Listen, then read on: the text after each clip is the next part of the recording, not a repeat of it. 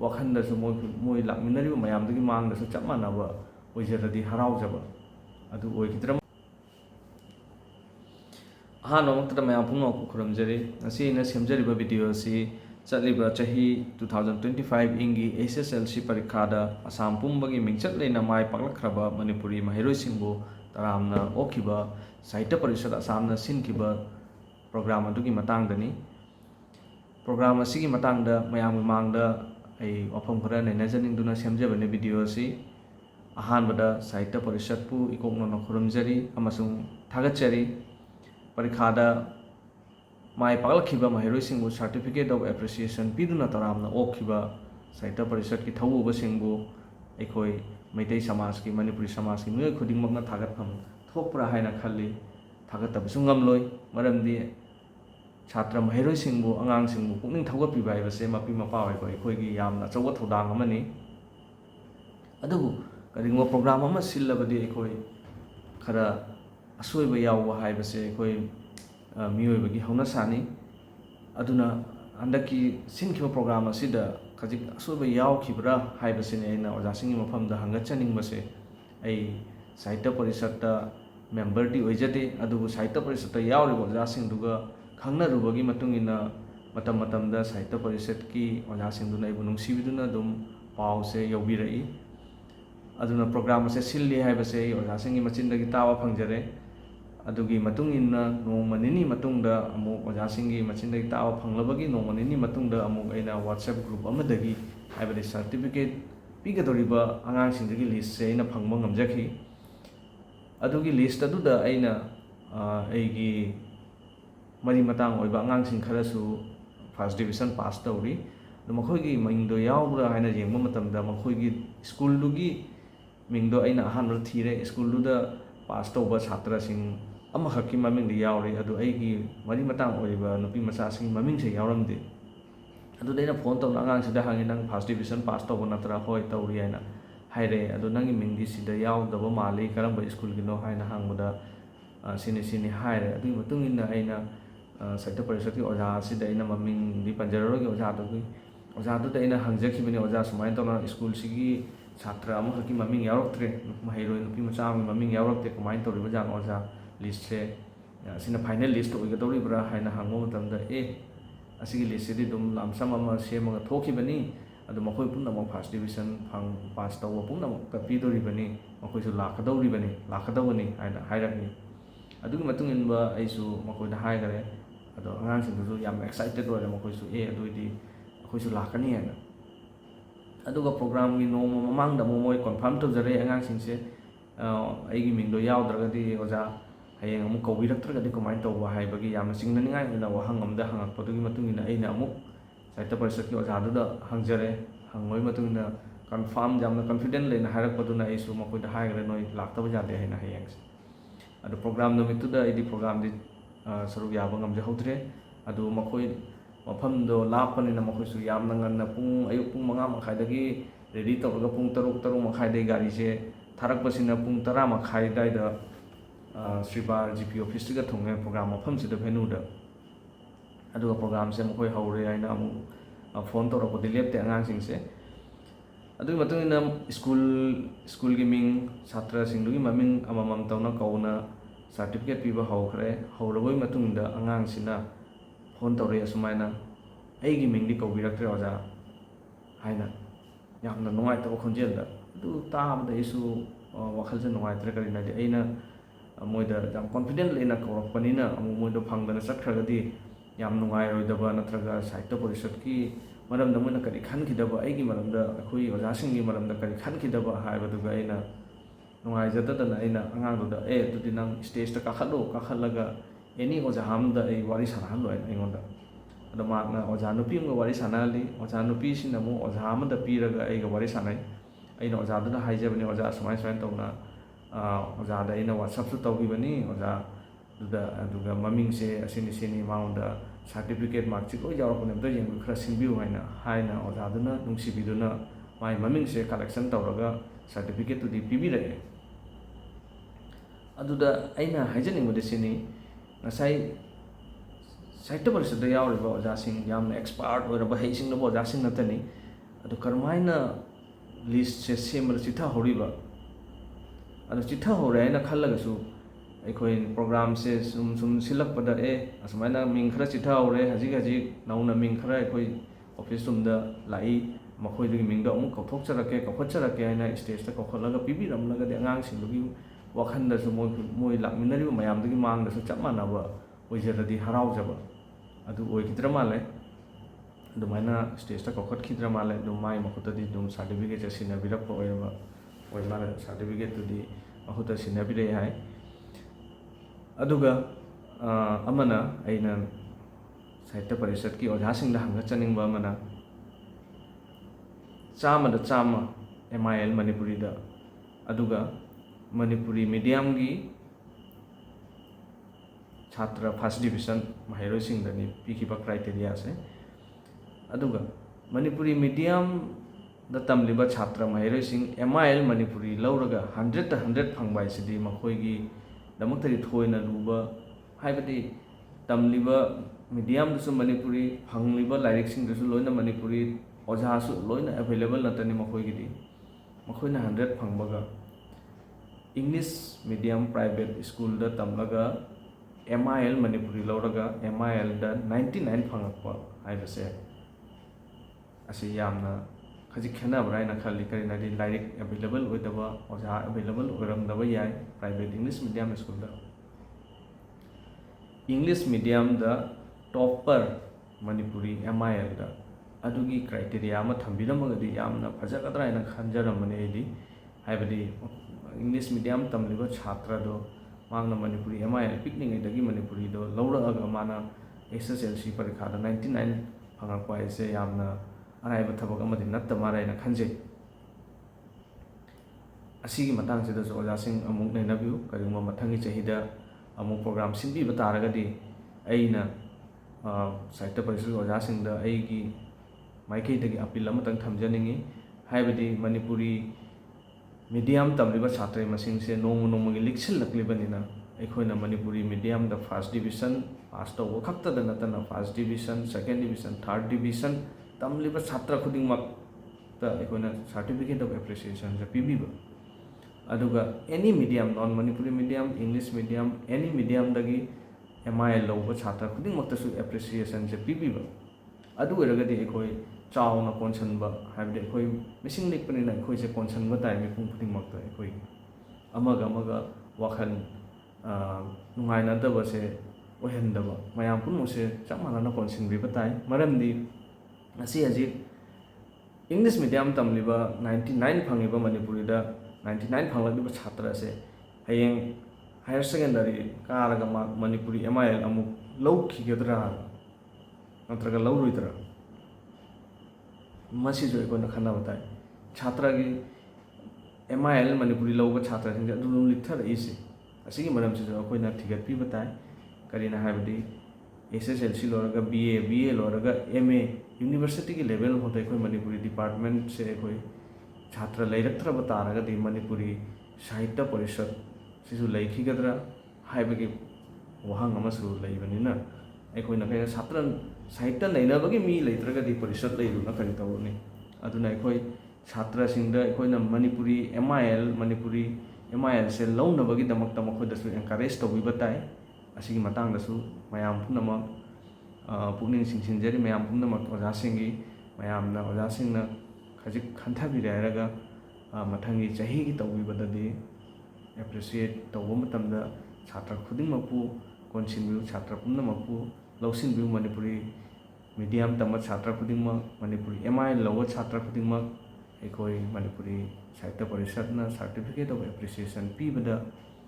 ꯁꯔꯨꯛ ꯌꯥꯍꯟꯕꯤꯌꯨ, ꯇꯔꯥꯝꯅ ꯑꯣꯛꯄꯤꯌꯨ ꯍꯥꯏꯅ ꯑꯩꯒꯤ ꯃꯥꯏꯀꯩꯗꯒꯤ ꯁꯥꯍꯤꯇ꯭ꯌ ꯄꯔꯤꯁꯠꯀꯤ ꯑꯣꯖꯥꯁꯤꯡꯗ ꯑꯩꯅ ꯑꯄꯤꯜ ꯇꯧꯖꯔꯤ꯫ ꯑꯁꯤ ꯍꯥꯏꯔꯒ ꯉꯁꯤꯒꯤ ꯑꯣꯏꯅꯗꯤ ꯃꯇꯥꯡ ꯑꯁꯤꯗ ꯄꯣꯊꯥꯖꯔꯒꯦ꯫ Thank you. ꯑꯍꯥꯟꯕ ꯃꯛꯇꯗ ꯃꯌꯥꯝ ꯄꯨꯝꯅꯃꯛꯄꯨ ꯈꯨꯔꯨꯝꯖꯔꯤ꯫ ꯉꯁꯤ ꯑꯩꯅ ꯁꯦꯝꯖꯔꯤꯕ ꯚꯤꯗꯤꯑꯣ ꯑꯁꯤ ꯆꯠꯂꯤꯕ ꯆꯍꯤ 2025 ꯏꯪꯒꯤ SSLC ꯄꯔꯤꯈꯥꯗ ꯑꯁꯥꯝ ꯄꯨꯝꯕꯒꯤ ꯃꯤꯡꯆꯠ ꯂꯩꯅ ꯃꯥꯏ ꯄꯥꯛꯂꯛꯈ꯭ꯔꯕ ꯃꯅꯤꯄꯨꯔꯤ ꯃꯍꯩꯔꯣꯏꯁꯤꯡꯕꯨ ꯇꯔꯥꯝꯅ ꯑꯣꯛꯈꯤꯕ ꯁꯥꯍꯤꯇ꯭ꯌ ꯄꯔꯤꯁꯠ ꯑꯁꯥꯝꯅ ꯁꯤꯟꯈꯤꯕ ꯄ꯭ꯔꯣꯒ꯭ꯔꯥꯝ ꯑꯗꯨꯒꯤ ꯃꯇꯥꯡꯗꯅꯤ꯫ ꯄ꯭ꯔꯣꯒ꯭ꯔꯥꯝ ꯑꯁꯤꯒꯤ ꯃꯇꯥꯡꯗ ꯃꯌꯥꯝꯒꯤ ꯃꯥꯡꯗ ꯑꯩ ꯋꯥꯐꯝ ꯈꯔ ꯅꯩꯅꯖꯅꯤꯡꯗꯨꯅ ꯁꯦꯝꯖꯕꯅꯤ ꯚꯤꯗꯤꯑꯣ ꯑꯁꯤ꯫ अहानबदा साहित्य परिषदपु इकोकनोना खुरुमजरी अमसुंग थागतचरी परीक्षादा माय पागलखिबा महैरोइसिंगबु सर्टिफिकेट ऑफ एप्रिसिएशन पीदुना तरामना ओखिबा साहित्य परिषद की थौबसिंगबु एखोई मैतै समाज की मणिपुरी समाज की मियोय खुदिंगमकना थागतफम थोकप्रा हाइना खल्ली थागतबसु ngamloi मरमदि छात्र महैरोइसिंगबु अंगांगसिंगबु पुकनिंग थौगपिबा हाइबसे मपि मपा ओइबो एखोइगी यामना चौबा थौदांग अमनि अदुबु करिंगो प्रोग्राम अमा सिल्लबदि एखोई खरा असोइबा यावबा हाइबसे एखोई मियोइबगी हौनासानी अदुना हंदकी सिंखिबा प्रोग्राम असिदा खजिक असोइबा यावखिब्रा हाइबसेने अइना ओजासिंगी मफमदा हंगचनिंगबसे अइ साहित्य परिषदता मेंबर दी ओइजदे अदुबु साहित्य परिषदता यावरिबा ओजासिंगदुगा खंगनरुबगी मतुंगिना मतम मतमदा साहित्य परिषद की ओजासिंगदुना इबु नुंसिबिदुना दुम पावसे यौबिरई अदुना प्रोग्राम से सिल्ली हाइबसे ओजासिंगी मचिंदगी तावा फंगजरे अदुगी मतुंगिना नोंमा निनी मतुंगदा अमुक ओजासिंगी मचिंदगी तावा फंगलबगी नोंमा निनी मतुंगदा अमुक अइना व्हाट्सएप ग्रुप अमदगी हाइबदि सर्टिफिकेट पीगदोरिबा आंगांसिंदगी लिस्ट से अइना फंगबा ngamjaki अदुगी लिस्ट अदुदा अइना अइगी मरी मतंग ओइबा आंगांसिंग खरसु फर्स्ट डिविजन पास तौरी मखोइगी मिंगदो यावब्रा हाइना येंगबा मतमदा मखोइगी स्कूलदुगी मिंगदो अइना अहानबा थीरे स्कूलदुदा पास तौबा छात्रसिंग अमखकी ममिंगदि यावरे अदु अइगी मरी मतंग ओइबा नुपी मचासिंग ममिंगसे यावरमदि अदु देना फोन तौना आंगांसिदा हांगे नंग फर्स्ट डिविजन पास तौबा नत्रा होय तौरी हाइना हाइरे अदु नंगी मिंगदि सिदा यावदबा माली करंबा स्कूलगिनो हाइना हांगबदा सिनि सिनि हाइरे अदुगी मतुंगिना अइना साहित्य परिषद की ओझा सिदा अइना ममिंगदि पंजररोगी ओझादुगी ओझादुदा अइना हंगजखिबनि ओझा सुमाइन तौना स्कूल सिगी छात्र अमखकी ममिंग यावरक्त्रे महैरोइ नुपी मचाम ममिंग यावरक्ते कमाइन तौरिबा जान ओझा लिस्ट से सिना फाइनल लिस्ट ओइगदौरिब्रा हाइना हांगबा मतमदा असिगी लिस्ट सिदि दुम लामसम अमा सेमगा थोखिबनि अदु मखोइ पुनमक फर्स्ट डिविजन फंग पास तौबा पुनमक पीदोरिबनि मखोइसु लाखदौबनि हाइना हाइरकनि अदुगी मतुंग इनबा आइसु मखोइदा हाइगरे अदो आंगांसिंदुसु याम एक्साइटेड ओइरे मखोइसु अदुइदि अखोइसु लाकनि हाइना अदुगा प्रोग्राम की नोम ममांगदा मोय कन्फर्म तौजरे आंगांसिंगसे अइगी मिंगदो यावद्रगदि ओजा हयेंग अमु कौबिरक्त्रगदि कमाइन तौबा हाइबगी याम चिंगननिंगाय ओइना वहंग अमदा हंगकपदुगी मतुंगिना अइना अमु साहित्य परिषद की ओझादुदा हंगजरे हंगोइ मतुंगिना कन्फर्म यामना कॉन्फिडेंट लेना हाइरकपदुना आइसु मखोइदा हाइगरे नोइ लाक्तबा जादे हाइना हयेंगसे अदु प्रोग्राम नुमितुदा अइदि प्रोग्राम दि सरुक याबा ngamjahoutre अदु मखोइ मफमदो लापनिना मखोइसु यामना ngana पुंग अयुक पुंग 5 मखाइदगी रेडी तौरगा पुंग 3 मखाइदगी गारीसे थारकपसिना पुंग 10 मखाइदाइदा श्रीबार जीपी ऑफिस का थोंगे प्रोग्राम मफमसिदा भेनुदा अदुगा प्रोग्राम से मखोइ हौरे हाइना अमु फोन तौरपदि लेपते आंगांसिंगसे अदुगी मतुंगिना स्कूल की मिंग छात्र सिंगदुगी ममिंग अममम तौना कौना सर्टिफिकेट पीबा हौखरे हौरबोइ मतुंगदा आंगांसिना फोन तौरे असुमाइना अइगी मिंगदि कौबिरक्त्रे ओजा हाइना यामना नुंगाइतबा खोंजेलदा अदु ताबदा इsu वखलसे नुंगाइत्रे करिनादि अइना मोइदा याम कॉन्फिडेंट लेना कौरकपनिना अमु मोइदो फंगदना चटखरगदि याम नुंगाइरोइदबा नत्रगा साहित्य परिषद की मरमदा मोइना करि खनखिदबा अइगी मरमदा अखोइ ओजासिंगी मरमदा करि खनखिदबा हाइबदुगा अइना नुंगाइजददना अइना आंगांदुदा अदुदि नंग स्टेज ता काखलगा एनी ओझा हमदा अइ वारी सानहलो अइंगोंदा अदा मागना ओझा नुपी अमगा वारी सानहली ओझा नुपी सिना मु ओझा अमदा पीरगा अइगा वारी सानाइ अइना ओझादुदा हाइजबनि ओझा सुमाइ सुमाइ तौना ओझादा अइना व्हाट्सएप सु तौगिबनि ओझा दुदा अदुगा ममिंगसे असिनि सिनि माउंदा सर्टिफिकेट मार्कशीट ओइ यावरपने अमदा येंग खरा सिंबिउ हाइना ओझादुना नुंसिबिदुना माइ ममिंगसे कलेक्शन तौरगा सर्टिफिकेट तुदि पिबिरए अदुदा अइना हाइजनिंगबदि सिनि ngasai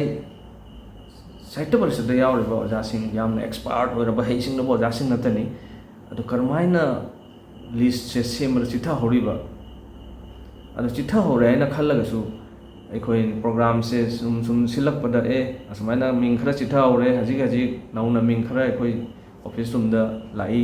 मखोइदुगी मिंगदो अमु कौथोकचरके हाइना स्टेज ता कौखलगा पिबिरमलगदि आंगांसिंदुगी वखंदसु मोइ लामिनरिबा मयामदुगी मांगदसु चप मानबा ओइजरदि हराउजबा अदु ओइखिद्र माले अदुमाइना स्टेज ता कौखटखिद्र माले दु माइ मखुतदि दुम सर्टिफिकेट सिनाबिरप ओइरबा ꯍꯣꯏ ꯃꯥꯅ ꯁꯥꯔꯇꯤꯐꯤꯀꯦꯠꯇꯨꯗꯤ ꯃꯍꯨꯠꯇ ꯁꯤꯟꯅꯕꯤꯔꯛꯑꯦ ꯍꯥꯏ ꯑꯗꯨꯒ ꯑꯃꯅ ꯑꯩꯅ ꯁꯥꯍꯤꯇ꯭ꯌ ꯄꯔꯤꯁꯠꯀꯤ ꯑꯣꯖꯥꯁꯤꯡꯗ ꯍꯪꯒꯠꯆꯅꯤꯡꯕ ꯑꯃꯅ 100% MIL ꯃꯅꯤꯄꯨꯔꯤꯗ ꯑꯗꯨꯒ ꯃꯅꯤꯄꯨꯔꯤ ꯃꯤꯗꯤꯌꯝꯒꯤ ꯁꯥꯇ꯭ꯔ ꯐꯥꯔꯁꯠ ꯗꯤꯕꯤꯖꯟ ꯃꯍꯩꯔꯣꯏꯁꯤꯡꯗꯅꯤ ꯄꯤꯈꯤꯕ ꯀ꯭ꯔꯥꯏꯇꯦꯔꯤꯌꯥꯁꯦ ꯑꯗꯨꯒ ꯃꯅꯤꯄꯨꯔꯤ ꯃꯤꯗꯤꯌꯝꯗ ꯇꯝꯂꯤꯕ ꯁꯥꯇ꯭ꯔ ꯃꯍꯩꯔꯣꯏꯁꯤꯡ MIL ꯃꯅꯤꯄꯨꯔꯤ ꯂꯧꯔꯒ 100ꯇ 100 ꯐꯪꯕ ꯍꯥꯏꯁꯤꯗꯤ ꯃꯈꯣꯏꯒꯤꯗꯃꯛꯇꯗꯤ ꯊꯣꯏꯅ ꯂꯨꯕ ꯍꯥꯏꯕꯗꯤ ꯇꯝꯂꯤꯕ ꯃꯤꯗꯤꯌꯝꯗꯁꯨ ꯃꯅꯤꯄꯨꯔꯤ ꯐꯪꯂꯤꯕ ꯂꯥꯏꯔꯤꯛꯁꯤꯡꯗꯁꯨ ꯂꯣꯏꯅ ꯃꯅꯤꯄꯨꯔꯤ ꯑꯣꯖꯥꯁꯨ ꯂꯣꯏꯅ ꯑꯦꯚꯩꯂꯦꯕꯜ ꯅꯠꯇꯅꯤ ꯃꯈꯣꯏꯒꯤꯗꯤ ꯃꯈꯣꯏꯅ 100 ꯐꯪꯕꯒ इंग्लिश मीडियम प्राइवेट स्कूल तमलगा MIL मनपुरी लौरगा MIL 99 फंगप हाइबसे असी यामना खजिक खेनाब्रा हाइना खाली करिनादि लाइरिक अवेलेबल ओइदबा ओजा अवेलेबल ओरमदबा याय private English medium school English medium topper Manipuri MIL अदुगी क्राइटेरिया अमा थंबिरमगदि यामना फजगदरा हाइना खंजरमने इदि हाइबदि इंग्लिश मीडियम तमलिबा छात्रदो मांगना मनपुरी MIL पिकनिंगदगी मनपुरीदो लौरगा माना SSLC परीक्षा 99 फंगकवा इसे यामना अराइबा थबक अमदि नत्त मारायना खंजे असिगी मतंगसिदसु ओजासिंग अमुक नैनबिउ करिंगबा मथंगी चहिदा अमुक प्रोग्राम सिंबीबा तारगदि अइना साहित्य परिषद ओजासिंगदा अइगी माइकैदगी अपील अमतंग थमजनिंगी हाइबदि मनपुरी मीडियम तमलिबा छात्र मसिंगसे नोंग लिक्सिल्लक्लिबनिना अखोइना Manipuri medium the first division pass तौब खक्तद नतना first division second division third division तमलिबा छात्र खुदिंगमक ता अखोइना सर्टिफिकेट ऑफ एप्रिसिएशन से पीबीबा अदुगा any medium non Manipuri medium English medium any medium दगी MIL लौबा छात्र खुदिंगमक्तसु एप्रिसिएशन से पीबीबा अदु ओइरगदि अखोइ चावना कोनसनबा हाइबदि अखोइ मिसिंग लिखपनिना अखोइसे कोनसनबा ताइ मिपुं खुदिंगमक्ता अखोइ अमगा वाखन नुंगाइनदबसे ओहन्दबा मयाम पुनमसे चमानना कोनसिनबिबा ताइ मरमदि असी हजि इंग्लिश मीडियम तमलिबा 99 फंगिबा मनपुरीदा 99 फंगलिबा छात्रसे हयेंग हायर सेकेंडरी कारगा मनपुरी MIL अमुक लौखिगदरा नत्रगा लौरुइदरा मसीजो अखोइना खन्ना बताइ छात्र की MIL मनपुरी लौबा छात्र सिंजे अदुम लिथरइसे असिगी मरमसिजो अखोइना थिगतपि बताइ करिना हाइबदि SSLC लोरगा BA लोरगा MA यूनिवर्सिटी की लेवल होता अखोइ मनपुरी डिपार्टमेंट से अखोइ छात्र लैरक्त्रबा तारगदि मनपुरी साहित्य परिषद सिजु लैखिगदरा हाइबगी वहांग अमसु लैबनिना अखोइना कय छात्र साहित्य नैनबगी मी लैत्रगदि परिषद लैरुना करि तौनी अदुना अखोइ छात्र सिंगदा अखोइना मनपुरी MIL से लौनबगी दमक्ता मखोदसु एनकरेज तौबिबा ताइ असिगी मतंगदसु मयाम पुनमक पुकनिंग सिंसिनजरि मयाम पुनमक ओजासिंगी मयामना ओजासिंगना खजिक खंथाबिरे हाइरगा मथंगी चहिगी तौबिबददि एप्रिशिएट तौबा मतमदा छात्र खुदिंगमकपु कोनसिनबिउ छात्र पुनमकपु लौसिनबिउ मनपुरी मीडियम तम छात्र खुदिंगमक मनपुरी MIL लौबा छात्र खुदिंगमक अखोइ मनपुरी साहित्य परिषदना सर्टिफिकेट ऑफ एप्रिसिएशन पीबदा सरुक याहनबिउ तरामना ओक्पिउ हाइना अइगी माइकैदगी साहित्य परिषद की ओजासिंगदा अइना अपील तौजरी असि हाइरगा असिगी ओइनादि मतांगसिदा पोथाजरगे थैंक यू।